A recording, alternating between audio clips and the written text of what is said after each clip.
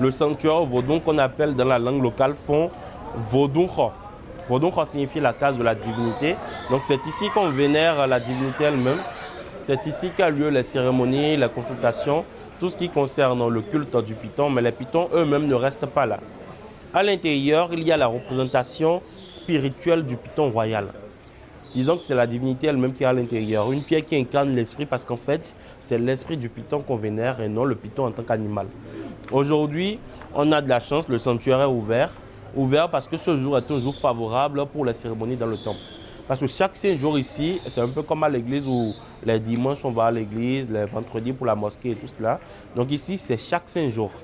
Les jours de marché de la ville sont considérés comme des jours favorables pour les cérémonies dans le temple. Aujourd'hui, c'est jour de marché, des jours où la nourriture circule beaucoup plus. Donc là, c'est un jour de marché. C'est ouvert. Il y a eu des cérémonies qui ont été faites aujourd'hui, ce matin déjà.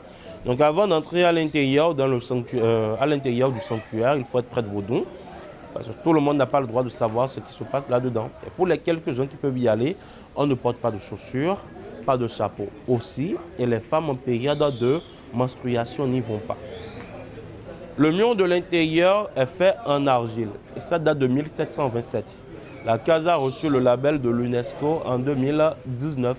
Donc, quand une personne enfreint les règles au niveau du sanctuaire juste ici, la personne en question se fait purifier dans la case de purification de l'autre côté.